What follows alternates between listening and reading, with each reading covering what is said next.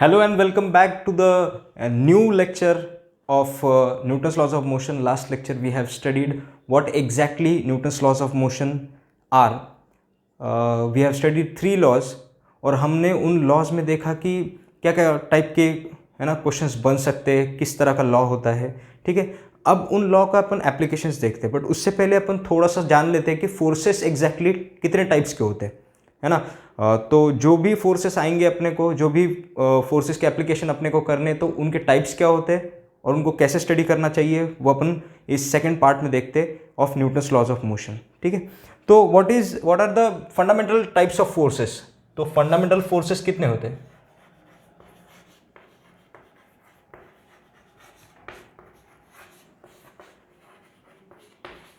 There are four types of fundamental force. सबसे पहला जो टाइप होता है that is called as gravitation force.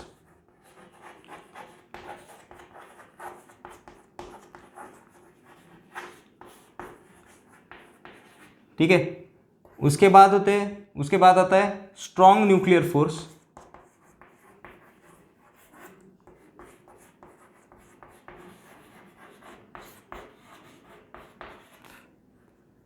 तीसरा electromagnetic force.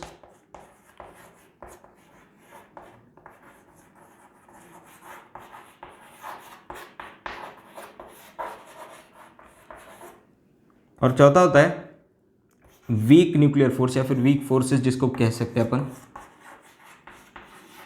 What is gravitation force? अपन जानते ही है कि अगर कोई भी दो मासेस होते तो एक दूसरे को अट्रैक्ट करते, रिपेल करते नहीं है ना. ये ग्रेविटेशन फोर्स थोड़ा सा स्पेशल केस है क्योंकि ग्रेविटेशन फोर्स नेचर में सिर्फ अट्रैक्टिव हो सकते हैं, रिपल्सिव हो नहीं सकते. On the other hand strong nuclear forces, है ना, इलेक्ट्रोमैग्नेटिक फोर्सेस और weak forces, these can be attractive as well as repulsive. जो ग्रेविटेशन फोर्स होता है उसको अपन ऐसे लिखते हैं Gm/r³ into r vector with a minus sign. Minus इसलिए लगाते हैं because it is attractive only.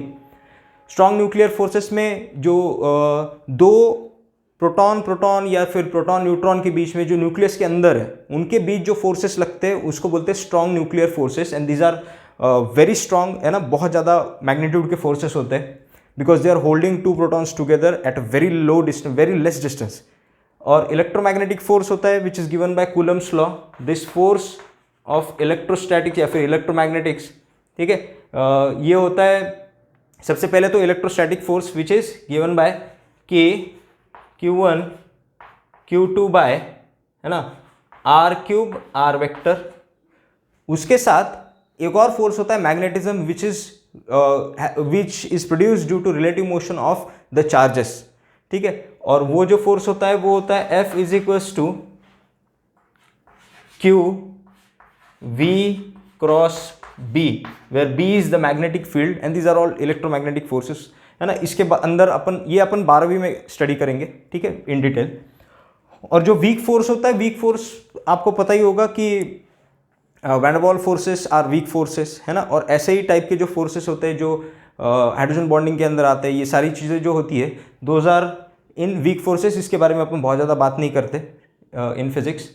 लेकिन जो फोर्सेस का बाइफर्गेशन होता है वो फंडामेंटल फोर्सेस के अकॉर्डिंग नहीं होता. फोर्सेस का जो बाइफर्गेशन अपन इस टॉपिक के अंदर पढ़ेंगे those will be as contact and non contact forces. तो लिख लो bifurcation of forces. Fundamental forces के बारे में थोड़ा सा लिख लो, ठीक है.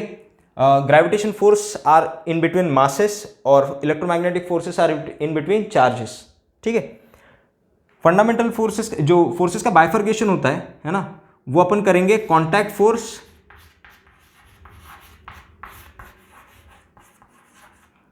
और दूसरा होता है नॉन कॉन्टैक्ट फोर्स. अब what exactly contact forces are, इसके एग्जांपल देखते ही आपको पता चल जाएगा. सबसे पहला एग्जांपल होता है कॉन्टैक्ट फोर्स का, वो होता है टेंशन. टेंशन मतलब वो वाला नहीं जो अपन पढ़ाई को सोच के करते हैं, है ना. ये वो होता है जो रस्सी के अंदर जो बल प्रोड्यूस होता है उसको कहते हैं टेंशन. उसके बाद होता है नॉर्मल रिएक्शन. सिर्फ नॉर्मल लिखते हैं. थर्ड होगा आपका इसको नॉर्मल रिएक्शन फोर्स लिखना चाहिए लेकिन नॉर्मल लिख लेता हूँ मैं बस, ठीक है। उसके बाद आ जाएगा आपका स्प्रिंग फोर्स, फ्रिक्शन और एक्सेट्रा इत्यादि फोर्सेस कांटेक्ट फोर्सेस में होंगे। और नॉन कांटेक्ट फोर्सेस में जो होगा सबसे पहले होगा ग्रेविटी,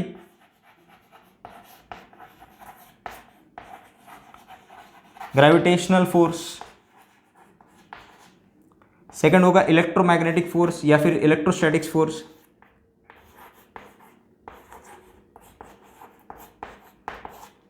और तीसरा होगा magnetism,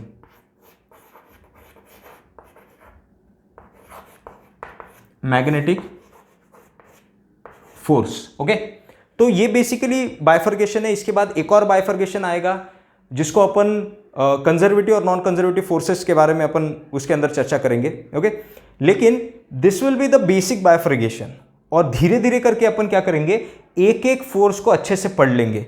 will first study tension, moving on to gravitation जिसको वेट भी कहते हैं, फिर अपन नॉर्मल रिएक्शन फोर्स पढ़ेंगे, स्प्रिंग फोर्स पढ़ेंगे, और अंत में आ जाएंगे फ्रिक्शन जिसको अपन अगले चैप्टर के अंदर पढ़ लेंगे। ठीक है, तो बेसिक से स्टार्ट करते हैं। सबसे पहले अपन पढ़ते हैं टेंशन फोर्स। आप पहले ये लिख लो and write down bifurcation of forces.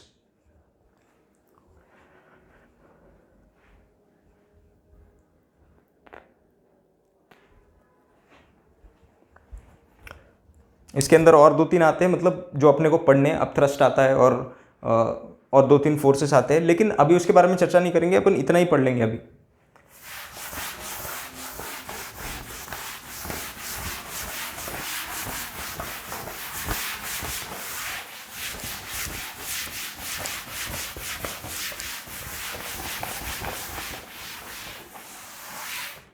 सबसे पहले पढ़ते हैं टेंशन फोर्स को। नाम पे मत जाओ, है ना। Tension force is denoted bye T. Tension force exactly कहां दिखाई देता है थोड़ा सा समझते हैं। मान ले कि मैंने क्या करा, मान ले कि मैंने एक रस्सी ले ली और रस्सी को क्या करा, एक मास लगा दिया। इस मास के ऊपर दो फोर्सेस लग रहे हैं अभी के लिए। नीचे लग रहा है ग्रेविटेशनल फोर्स, नीचे क्या लग रहा है, ग्रेविटेशनल फोर्स, इसको अपन वेट कह लेते हैं। और ऊपर क्या लग रहा है, ऊपर लग रहा है टेंशन फोर्स। ओके, और टेंशन फोर्स के डायरेक्शंस को थोड़ा सा ध्यान से देख ले। मास के ऊपर जो टेंशन फोर्स लग रहा है वो ऊपर की तरफ लग रहा है, और जो छत पर जहां पे रस्सी अपन ने टांगी है वहां पे जो फोर्स लग रहा है वो नीचे की तरफ लग रहा है, टेंशन फोर्स। ठीक है, अब मेरे को क्या पता चला, क्या टेंशन वेट के बराबर है कि नहीं है, क्या टेंशन वेट के बराबर है कि नहीं है। हाँ, tension is equal to weight. क्यों, अगर टेंशन ज्यादा हो जाए वेट से तो mass will start moving upwards. ऐसे तो नहीं होता रियल लाइफ में। टेंशन अगर वेट से कम हो जाए तो वेट नीचे जाने लगेगा, और tension will, if the tension is equal to weight then acceleration of this block will be zero. तो मैं लिख लेता हूं कंडीशन, थोड़ा सा है ना अपन खोपचे में लिखते हैं। Tension equal to weight suggest, क्या सजेस्ट करता है अपने को ये, that acceleration of mass is equal to zero. ठीक है, इंप्लीकेशन लगा लेते हैं, this implies acceleration equals to zero.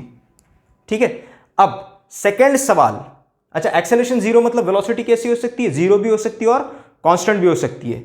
This implies, this again implies velocity can be constant और वेलोसिटी कैन बी जीरो। तो ये दोनों में से कुछ भी हो सकता है, वेलोसिटी कांस्टेंट भी हो सकती है, वेलोसिटी जीरो भी हो सकती है। ठीक है, और मान ले अगर वेट टेंशन से बड़ा हो जाए तो mass will start accelerating downwards, and if tension is greater than weight तो mass will start accelerating upwards. ये ऊपर जाने लगेगा, सीधी सीधी बात है। ठीक है, अब मैंने तेरे से सेकंड सवाल पूछा, if I ask you the next question, अगले सवाल में मैंने अपने आपसे क्या पूछा, there are 3 points A, B और सी। टेंशन कहां कहां है, क्या टेंशन ए पर, बी पर, सी पर, या फिर ए बी, बी सी, सी ए, या तीनों पर है। तो टेंशन कहां कहां है, टेंशन सब तरफ है। अच्छा, टेंशन ज्यादा कहां पे होगा, टेंशन कहां ज्यादा होगा, ऑप्शन लगा लेते हैं। देखो,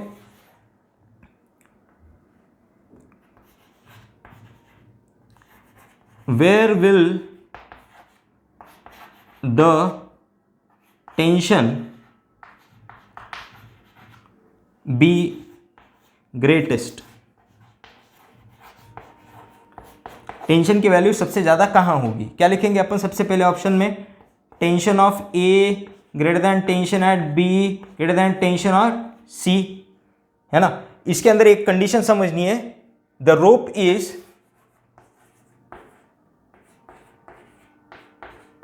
मासलेस। यहां पे जो रोप है उसको एक और नाम क्या है? इसको स्ट्रिंग भी बोल लेते हैं। जो रस्सी है उसको एक और नाम क्या है? इसको बोलते हैं स्ट्रिंग। तो स्ट्रिंग कैसी है? यहां पे मासलेस है, स्ट्रिंग का खुद से कोई मास नहीं है, ऐसा एज्यूम करा जाता है फिजिक्स के अंदर। तो मैंने बोला tension A greater than tension B greater than tension C, या फिर सेकेंड ऑप्शन में ऐसे समझते हैं tension C greater than tension B greater than tension ए।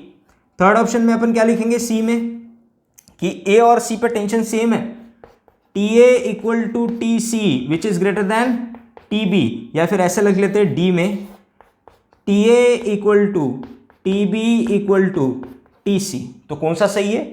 लास्ट वाला सही है। मैं क्या बोलना चाहता हूं कि यहां पे हर पॉइंट पे टेंशन कैसा होता है? सेम होता है, सिर्फ डायरेक्शंस ऊपर से नीचे और नीचे से ऊपर की तरफ माननी चाहिए। ठीक है, फटाफट लिख लो टेंशन को। उसके बाद आते हैं अपन ग्रेविटेशन फोर्स की तरफ।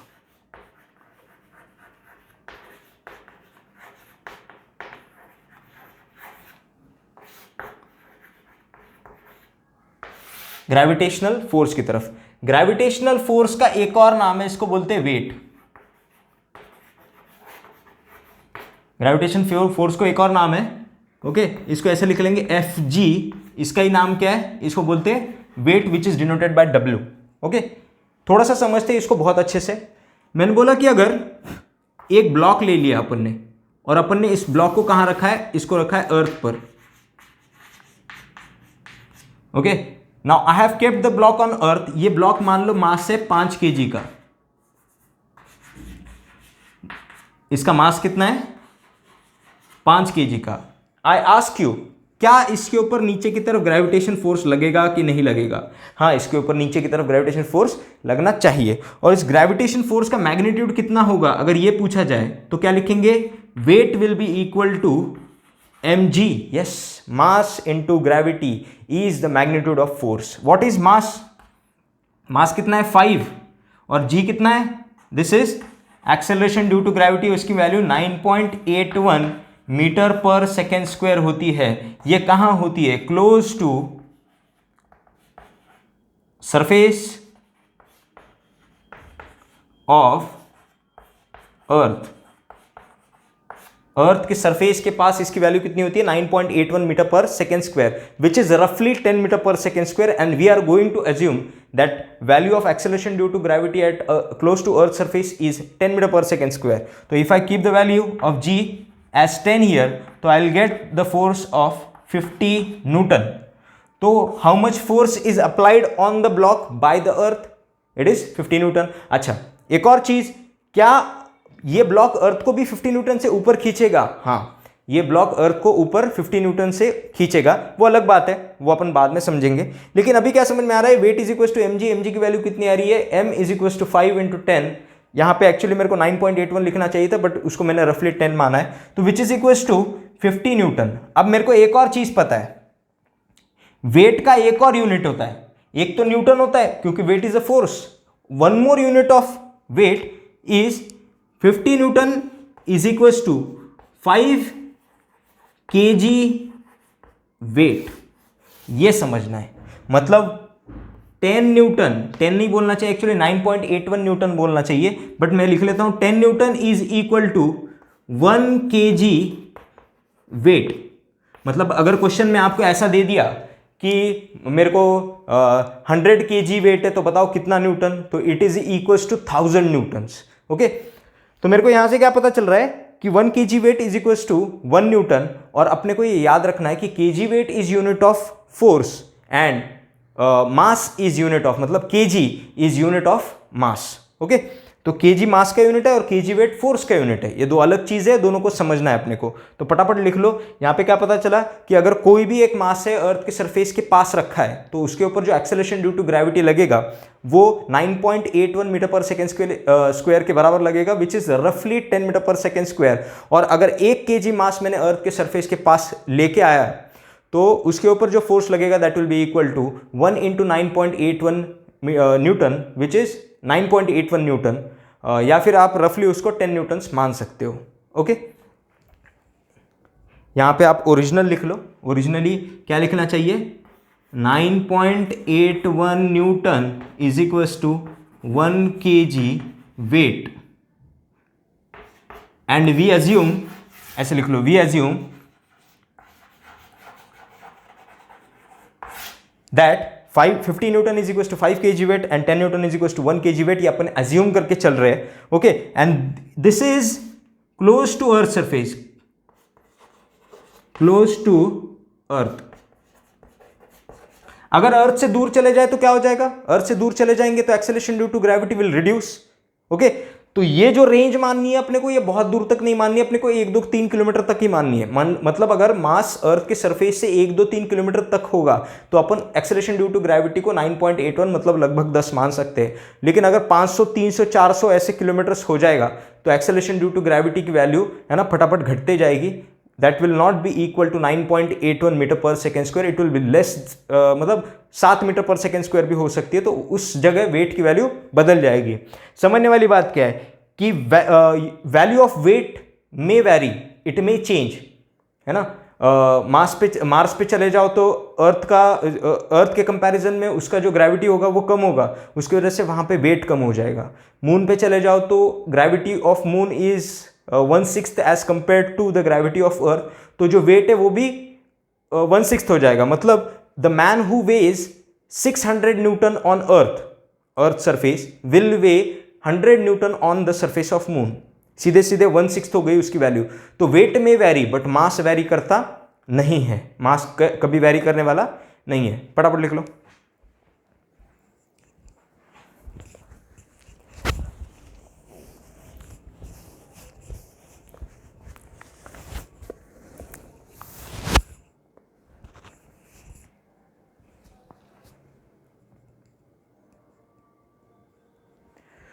जो अगला force upon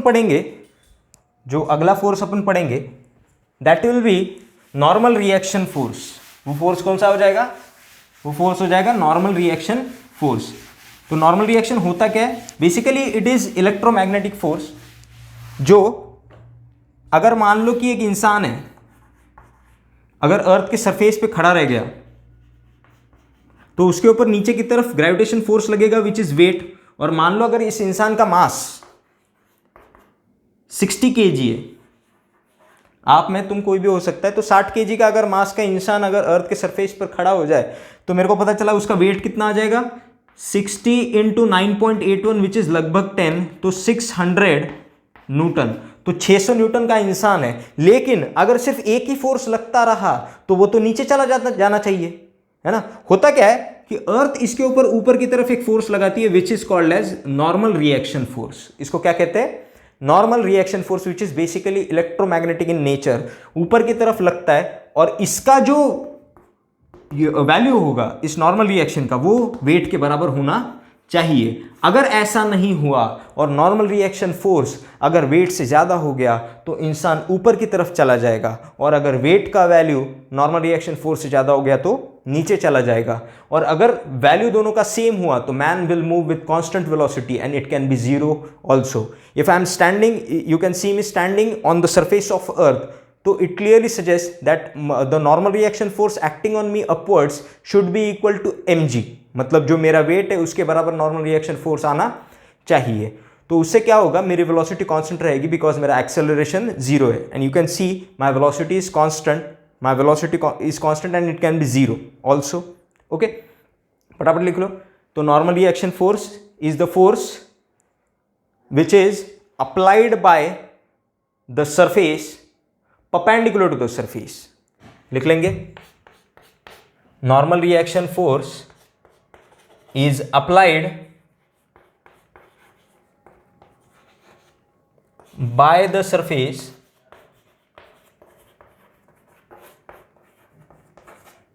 perpendicular to the surface. Surface से अप्लाई होता है और परपेंडिकुलर होता है सरफेस की। If the man is moving with constant velocity then I can say that normal reaction force should be equal to the weight. Okay, तो actually अपन normal reaction force नहीं फाइंड कर सकते, अपन वेट फाइंड कर सकते हैं, और वेट अगर पता चल गया तो उससे अपन नॉर्मल रिएक्शन निकाल लेंगे। क्योंकि अगर वेलोसिटी जीरो हो गई, वेलोसिटी कांस्टेंट हो गई, तो मैं क्या बोल सकता हूँ, वेट की वैल्यू नॉर्मल रिएक्शन फोर्स के बराबर होनी चाहिए। ओके, नेक्स्ट अपन आ जाते हैं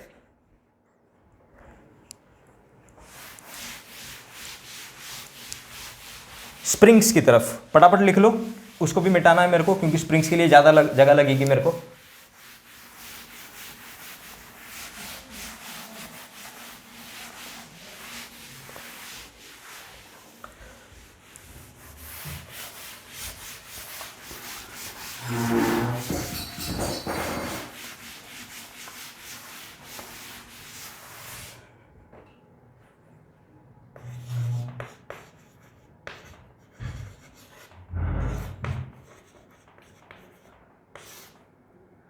ओके, तो spring force is a very interesting force. ये कुछ अलग है और कुछ इंटरेस्टिंग है।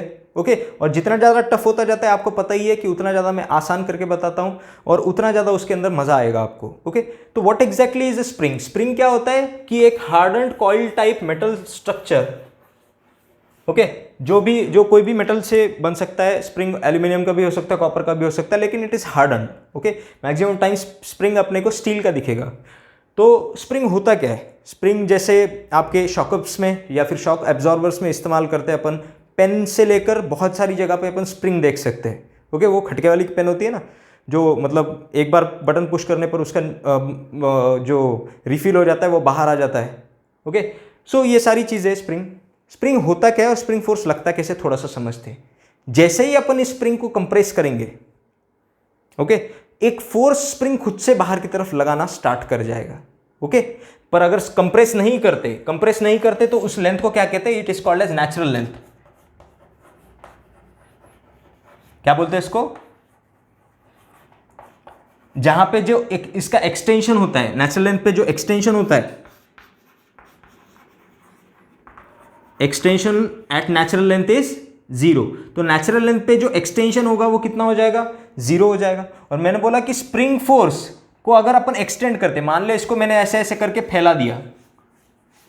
ओके, पहले यहां था, अब यहां हो गया, अब स्प्रिंग फोर्स लगने लग जाएगा। और जो एक्सटेंशन है उसको बोलते हैं अपन एक्स।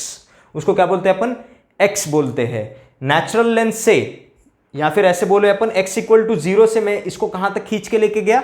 x तक। मैंने उसको इधर खींचा, I applied a force in this direction. इसको एक्सटर्नल फोर्स बोल लो जो मैंने लगाया, FSD। तो स्प्रिंग ने कहां फोर्स लगाया? स्प्रिंग ने पीछे की तरफ लगाया, इसको बोलेंगे अपन FS। स्प्रिंग फोर्स को किससे डिनोट करते हैं अपन? FS से डिनोट करते हैं। तो FS पीछे की तरफ लग जाएगा और मैंने जो फोर्स लगाया वो आगे की तरफ है। और मैं क्या बोल सकता हूं? जो मैंने फोर्स लगाया वो स्प्रिंग फोर्स के बराबर होना चाहिए। तो एक और चीज समझ लेते हैं, FSD is equal to FS। तो अब मैं क्या कैलकुलेट कर सकता हूं? क्या मैं मेरा फोर्स कैलकुलेट कर सकता हूं? क्या क्वेश्चन में अगर स्प्रिंग दे दिया तो मैं खुद से मेरा फोर्स कैलकुलेट नहीं कर सकता। हाँ, आइडियली अगर देखा जाए कि अगर रियल लाइफ में मेरे को कोई स्प्रिंग ला के देता है तो मैं उसको कुछ मीटर वीटर लगा के या फिर वेइंग मशीन लगा के फिर मैं उसको कैलकुलेट कर सकता हूं। उसका जो स्प्रिंग का फोर्स होता है, it is calculated in universal measuring instrument, जो मशीन होती है उसके अंदर उसको पकड़ के फिर उसको खींचना स्टार्ट करते हैं और फिर उसका वेट मेजर करते हैं, मतलब उसका फोर्स मेजर करते हैं कि स्प्रिंग कितने एक्सटेंशन पर कितना फोर्स लगा रहा है। लेकिन अगर मेरे को क्वेश्चन में दे दिया ना, तो मैं मेरा फोर्स कैलकुलेट नहीं कर सकता। मुझे क्या कैलकुलेट करना आना चाहिए? मुझे स्प्रिंग फोर्स कैलकुलेट करना आना चाहिए। और स्प्रिंग फोर्स कैलकुलेट करते कैसे? उसके लिए एक छोटा सा फॉर्मूला है। फॉर्मूला क्या कहता है, थोड़ा सा समझते हैं। फॉर्मूला में होता है FS is equal to -K into x, -K into x, where x is displacement. और ये माइनस साइन क्यों लगा, थोड़ा सा समझते हैं। क्योंकि मैंने डिस्प्लेस करा टुवर्ड्स राइट। देखो यहां से मैंने डिस्प्लेस कहां करा? Towards right. तो स्प्रिंग फोर्स कहां लग गया? टुवर्ड्स लेफ्ट और वेक्टर क्वांटिटी है तो मेरे को डायरेक्ट समझ में आ गया, this minus sign indicates the direction, it indicates opposite direction. अच्छा, व्हाट इज के? के यहां पे क्या है? के इज स्प्रिंग कांस्टेंट।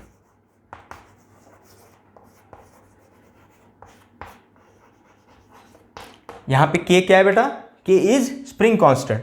तो के is spring constant, spring constant को देख के मेरे को क्या पता चलता है? स्प्रिंग कांस्टेंट को देख के मेरे को यह पता चलता है कि अगर मेरे पास कोई स्प्रिंग है, एग्जांपल ले लेते ताकि समझ में आए। एग्जांपल में मेरे पास एक स्प्रिंग है जिसका के मेरे को दे दिया 500 न्यूटन पर मीटर। इसको देख के मेरे को क्या पता चला कि 500 न्यूटन पर metre is spring constant of this spring. Okay, आप तो ऐसे इमेजिन करो कि मेरे गाड़ी का शॉकअप टूट गया और मैं चले गया शॉपकीपर के पास जो मेरे को स्प्रिंग बेच रहा है, शॉकअप्स बेच रहा है। तो अगर वो होशियार होगा तो वो मेरे से क्या टेक्निकल सवाल पूछेगा? वो मेरे से एक टेक्निकल सवाल पूछेगा, है ना। पहले तो वो पूछेगा तुम्हारी गाड़ी कौन सी है, लेकिन अपन ऐसे नहीं समझते रियल लाइफ वाला। अपन ऐसे समझते कि शॉपकीपर थोड़ा सा होशियार है, उसने फिजिक्स पढ़ रखी है, और वो जो सवाल पूछेगा वो बोलेगा तुमने जो स्प्रिंग तुम्हारे गाड़ी में लगाया था, ओके, तुम्हारे गाड़ी में जो स्प्रिंग लगा था उसका स्प्रिंग कांस्टेंट क्या है? Spring constant gives me the knowledge of extension of spring per metre, force required to extend the spring per metre, extend या फिर कंप्रेस। तो यहां पे लिख लेते हैं स्प्रिंग कांस्टेंट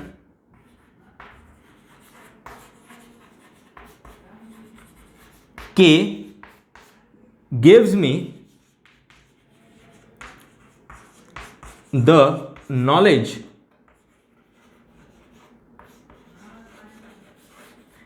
of extension पर एक्सटेंशन या फिर कंप्रेशन फोर्स, फोर्स लिख लो,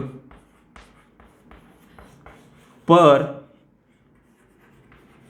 unit length.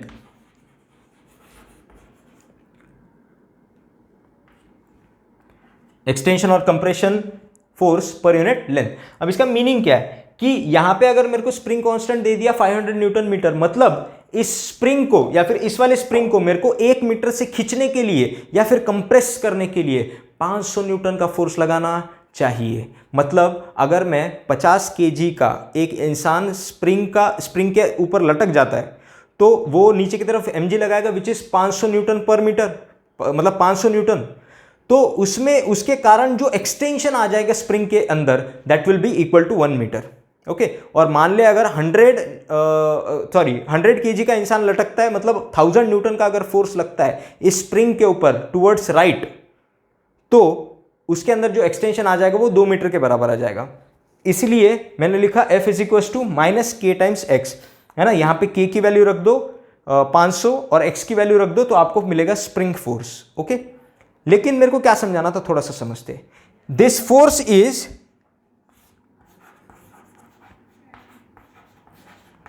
Variable in nature.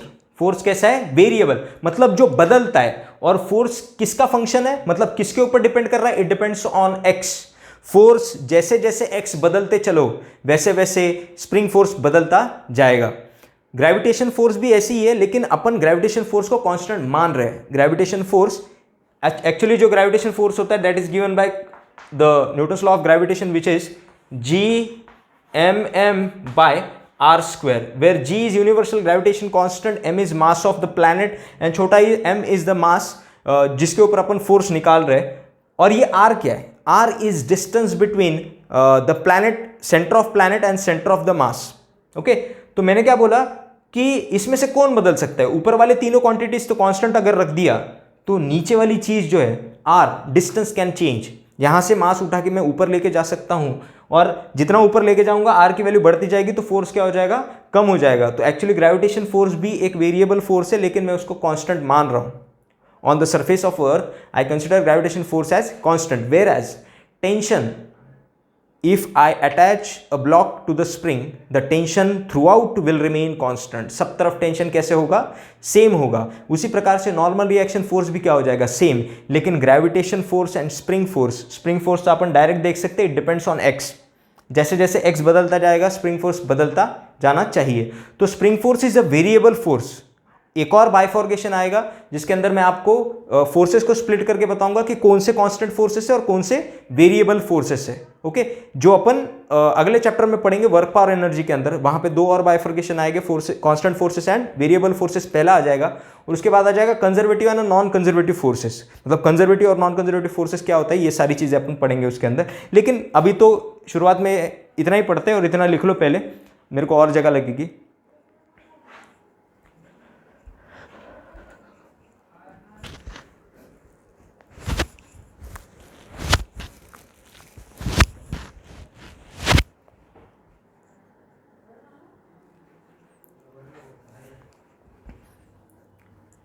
एक छोटा सा एग्जांपल देखते हैं स्प्रिंग फोर्स का, ताकि ज्यादा फील आए।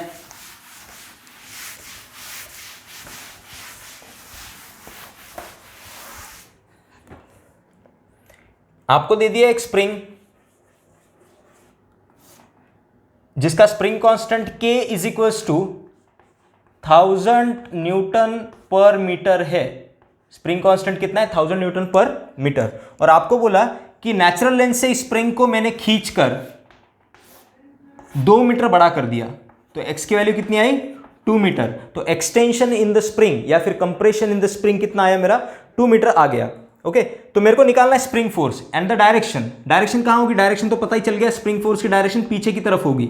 स्प्रिंग फोर्स की डायरेक्शन क्या होगी, पीछे की तरफ होगी, क्योंकि मैंने इसको आगे की तरफ खींचा है। ओके, तो मेरे को निकालना है स्प्रिंग फोर्स। तो स्प्रिंग फोर्स कैसे लिखेंगे, Fs is equal to minus K times x, x आगे तो kx पीछे। मेरे को क्या पता चला कि K की वैल्यू कितनी है, 1000, और x की वैल्यू कितनी है, 2। तो स्प्रिंग फोर्स कितना आ रहा है ना, 2000 newton magnitude with a minus sign, minus indicates opposite direction. फटाफट लिख लो।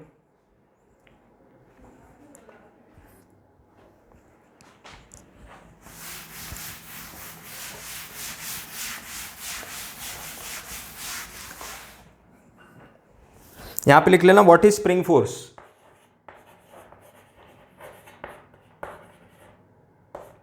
What is Fs, spring force.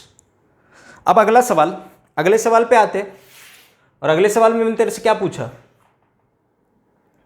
Spring force कितना है मेरा, 2000 न्यूटन, पर कहां 2000, स्प्रिंग फोर्स कहां 2000 है, ए पर, बी पर, सी पर, या फिर यहां पे ले लो डी पर।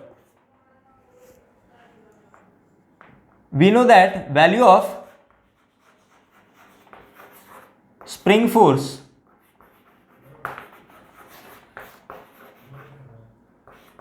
is 2000 Newton in this question.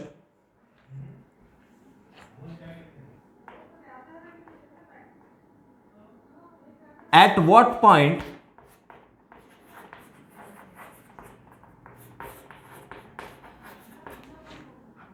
among A, B, C, D the value is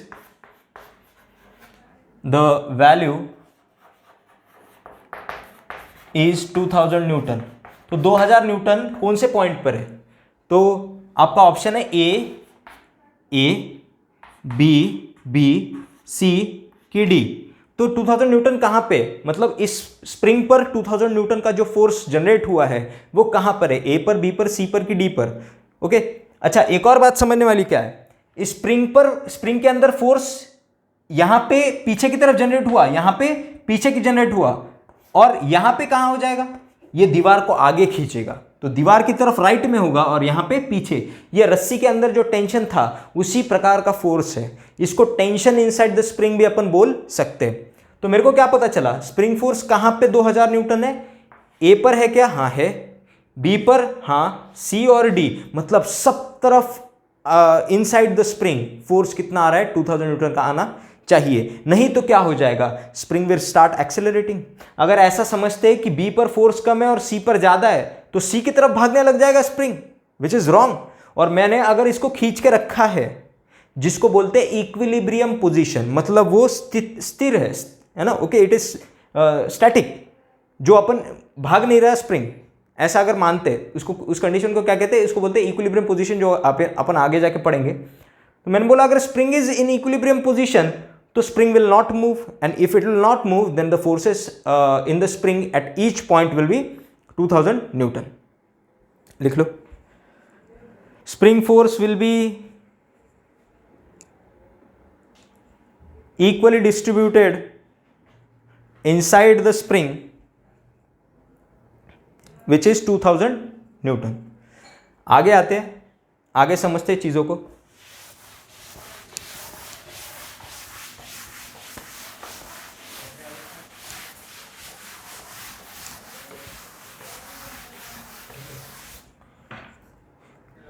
लिख लो कॉम्बिनेशन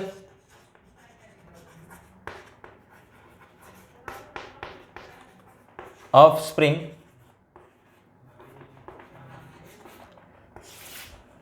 ठीक है. तो कॉम्बिनेशन कैसे कैसे हो सकता है, इसके दो कॉम्बिनेशन है.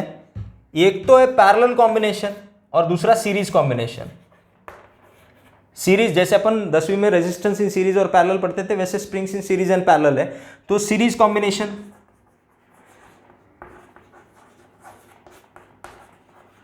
तो सीरीज कॉम्बिनेशन थोड़ा सा समझते क्या होता है. अगर मान ले कि मैंने बोला कि दो स्प्रिंग्स है, एक ये वाला है और एक दूसरा मोटा तगड़ा वाला है. ओके, तो ये दो अलग अलग स्प्रिंग है, दो अलग अलग स्प्रिंग्स को अपन ने सीरीज से कनेक्ट कर दिया, और जब उसका कोई एक्सटेंशन नहीं था x इक्वल टू 0 पर, जिसको इक्विलिब्रियम पोजीशन भी कहते हैं, तो नेचुरल लेंथ पर जब था तो x इक्वल टू 0 पर वो ऐसा दिख रहा था. लेकिन जैसे ही मैंने उसको फोर्स लगा के खींचा तो वो क्या हो गया, थोड़ा सा लंबा हो गया. और लंबा होकर दिखने कैसे लगा, देख वो कुछ ऐसे दिखने लग गया, और इतना उसके अंदर एक्सटेंशन आया. लेकिन मेरा असली सवाल क्या है, मेरा असली सवाल ये है कि क्या दोनों के अंदर सेम एक्सटेंशन आएगा क्या, if spring constant of first spring K1 is मान लो कुछ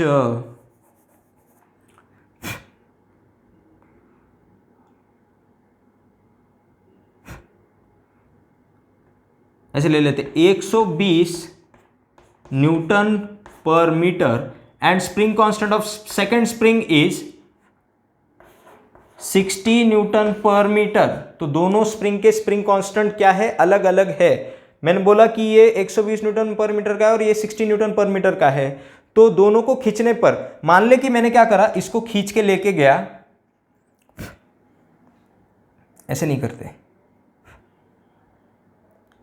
मान लो कि मैंने जो इसके ऊपर फोर्स लगाया वो लगाया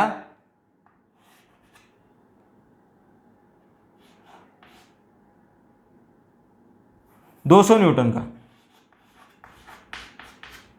तो स्प्रिंग के अंदर टेंशन कितना होगा, what is tension inside, this is the given data कि external force applied by me FSD is 200 newton, first spring constant is 120 newton पर metre and second spring constant is 60 Newton per meter. What is the tension generated in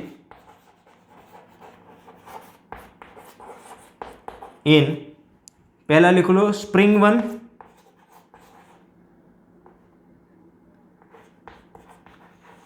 spring 1, and what is tension generated in spring 2. तो पहले spring के अंदर tension क्या है और दूसरे spring के अंदर टेंशन क्या है, ये दोनों अपने को बताना आना चाहिए. Okay, what is tension generated in spring 1 and tension generated in spring 2. दूसरा सवाल, what is extension in spring 1 and spring 2. थोड़ा सा समझते हैं चीजों को. मैंने इसको 200 न्यूटन से यहां से खींचा, तो क्या दोनों स्प्रिंग्स के अंदर टेंशन सेम होगा कि अलग अलग होगा, थोड़ा सा समझते हैं. यहां पे ABCDE 5 पॉइंट मैंने मार्क कर लिए, और ऐसा माना कि D और E में जो टेंशन है वो कम है, तो क्या हो जाएगा, the spring will start accelerating towards right.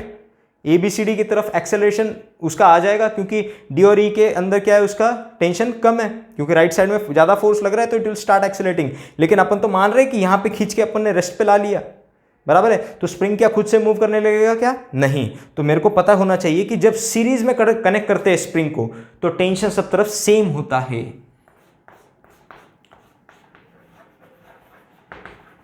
Tension is same when the springs are connected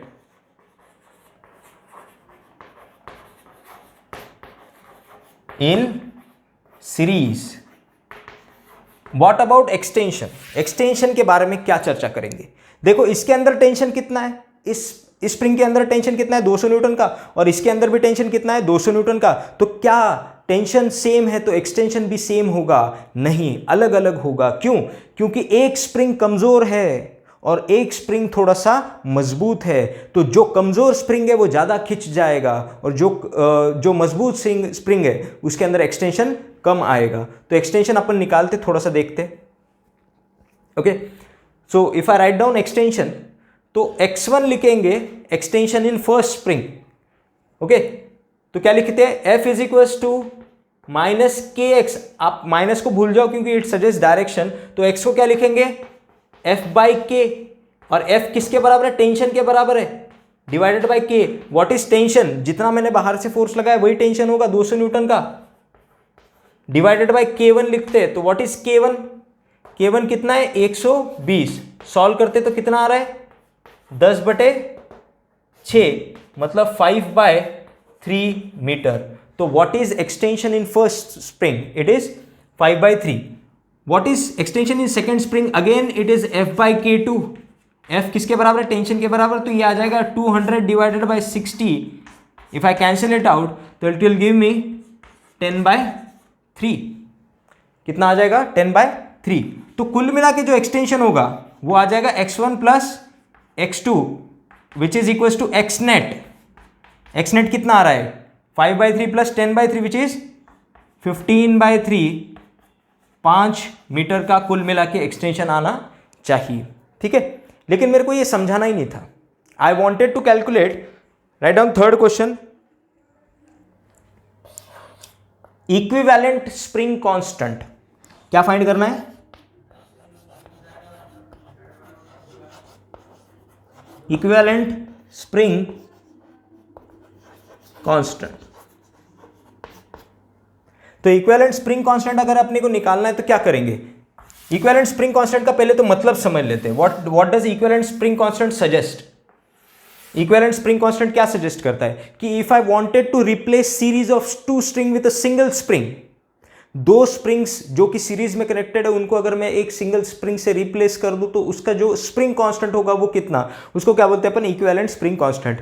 यही चीज उठानी है, देखो this is the concept. Series में एक्सटेंशन जुड़ते हैं, टेंशन सेम होता है। सीरीज के अंदर टेंशन सेम होता है और एक्सटेंशन क्या होते हैं? जुड़ जाते हैं। If I write down x net, क्या लिखेंगे? X net is equal to x1। x1 क्या आ जाएगा बेटा? It is equal to F/K1 plus x2 कितना आ जाएगा? F/K2। If I write down x net, x net क्या आ जाएगा बेटा? एक्स नेट को क्या लिखेंगे? F divided by K equivalent. तुम ध्यान से देखना तो फोर्सेस दोनों स्प्रिंग्स में कैसे है? सेम है। तो जो नया तीसरा स्प्रिंग अपन दोनों के को निकाल के रिप्लेस करेंगे उसका भी जो फोर्स होगा वो F के बराबर ही होगा। इज इक्वल टू क्या लिखेंगे?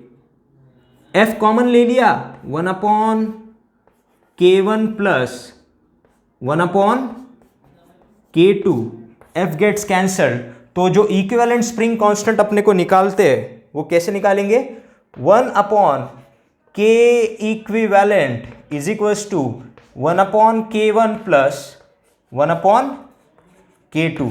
This is the formula for finding equivalent spring constant in series. फटाफट लिख लो। अच्छा, एक और चीज लिखने से पहले एक चीज थोड़ा सा समझ लेते हैं, मैं जगह बना लेता हूं थोड़ी सी।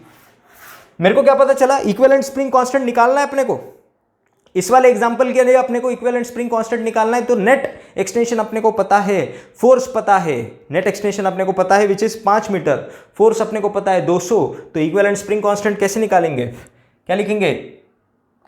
F is equal to K equivalent into x net, 200 is equal to K equivalent into 5 gets cancel, तो के इक्विवेलेंट की वैल्यू कितनी आई? 40 न्यूटन पर मीटर। कितनी आई बेटा? 40 न्यूटन पर मीटर। अगर फॉर्मूले में आप K1 और K2 की वैल्यूज रखो तो आपको पता चलेगा के इक्विवेलेंट कैसे निकालेंगे?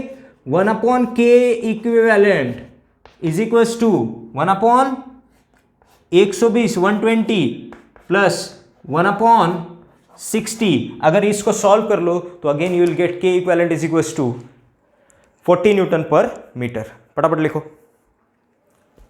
तीनों सवाल 3 कंसेप्ट से लेकर जुड़े हुए हैं, तीनों सवाल अच्छे से लिख ले। What is the tension generated in spring 1 and 2, what is extension in spring 1 and 2, and what is equivalent spring constant.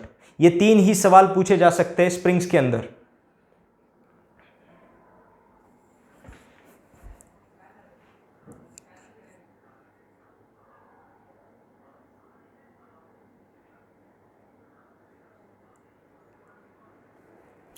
समझते और लिखते स्प्रिंग्स इन पैरेलल। इसी प्रकार से स्प्रिंग्स इन पैरेलल भी पढ़ेंगे, पैरेलल कॉम्बिनेशन।